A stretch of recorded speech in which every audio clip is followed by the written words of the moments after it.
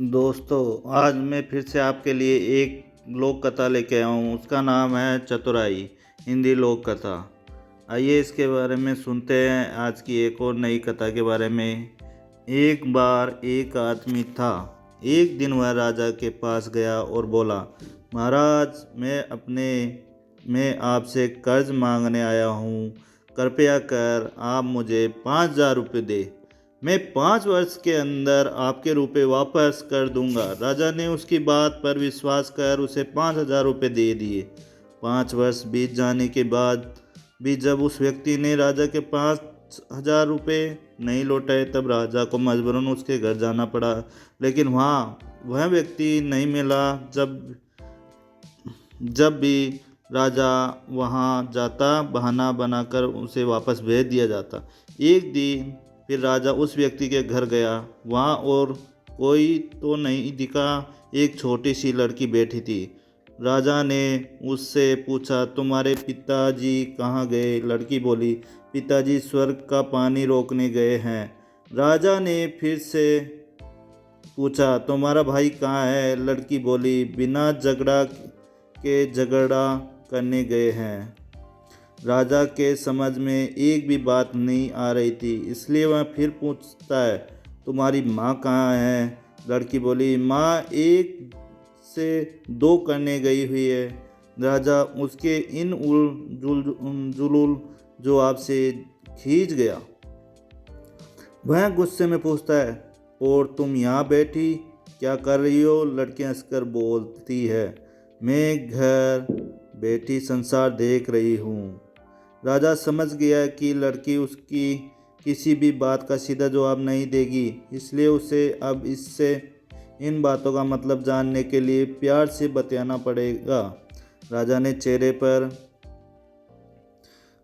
प्यार से मुस्कान लाकर पूछा, बेटी, तुमने जो अभी मेरे सवालों के जवाब दिए, उनका मतलब क्या है? मैं तुम्हारी एक भी बात का मतलब नहीं समझ सका। तुम मुझे सीधे सीधे उनका मतलब समझाओ। लड़की ने मुस्कुराकर पूछा, अगर मैं सभी बातों का मतलब समझा दूँ तो आप मुझे क्या देंगे? राजा के मन में सारी बातों को जानने की तीव्र उत्कंठा थी। वह बोला, जो मांगोगे वही दूंगा।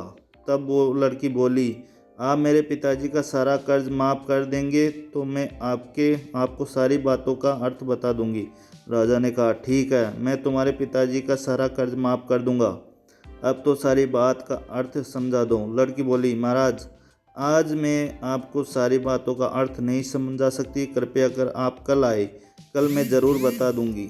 राजा अगले दिन फिर उस व्यक्ति के घर गया। आज वहाँ सभी लोग मौजूद थे। वह आदमी, उसकी पत्नी, बेटा और बेटी भी। राजा को देखते ही लड़की पूछी, महाराज, आपको अपना वचन याद है ना? राजा बोला, हाँ, मुझे याद है। तुम अगर सारी बातों का अर्थ बता दो तो मैं तुम्हारे पिताजी का सारा कर्ज माफ़ कर दूंगा। लड़की बोली, सबसे पहले मैंने ये कहा था कि पिताजी स्वर्ग का पानी रोकने गए।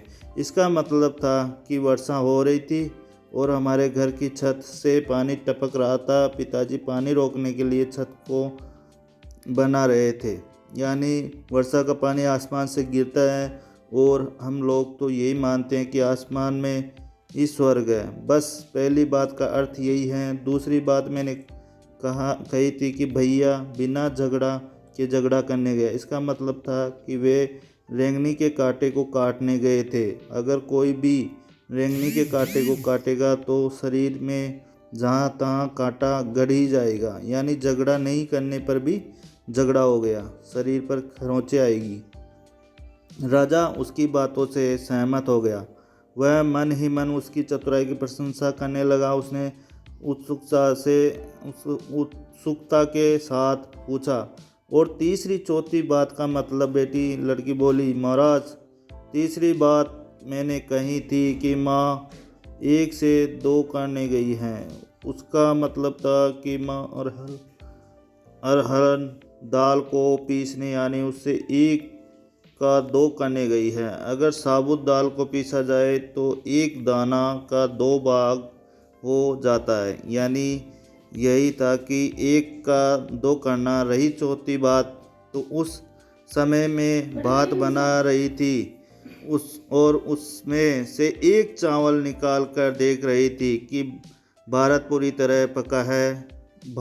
तरह पका है कि नहीं। इसका मतलब है कि मैं एक चावल देखकर ही जान जाती कि पूरा चावल पका है कि नहीं, अर्थात चावल के संसार में घर बैठी देख रही थी।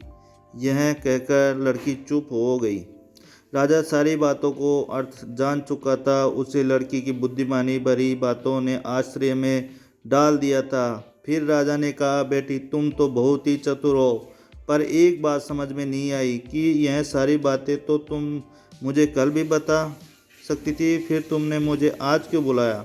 लड़की हंसकर बोली, मैं तो बता चुकी हूँ कि कल जब आप आए थे तो मैं भात बना रही थी। अगर मैं आपको अपनी बातों का मतलब समझाने लगती तो भात गीला हो जाता, यह जल जाता, तो माँ मुझे ज़रूर पीटती। फिर घर में कल कोई भी नहीं था। अगर मैं इनको बताती कि आपने कर्ज माफ़ कर दिया तो ये मेरी बात का विश्वास नहीं करते। आज स्वयं आपके मुंह से सुनकर ही कि आपने कर्ज माफ़ कर दिया है, जहाँ उन्हें इसका विश्वास हो जाएगा वहीं खुशी भी होगी। राजा लड़की की बात सुनकर बहुत ही प्रसन्न हुआ। उसने अपने गले से मोतियों की माला निकाल कर उसे देते हुए कहा कि बेटी यह लो आप चतुराई का पुरस्कार।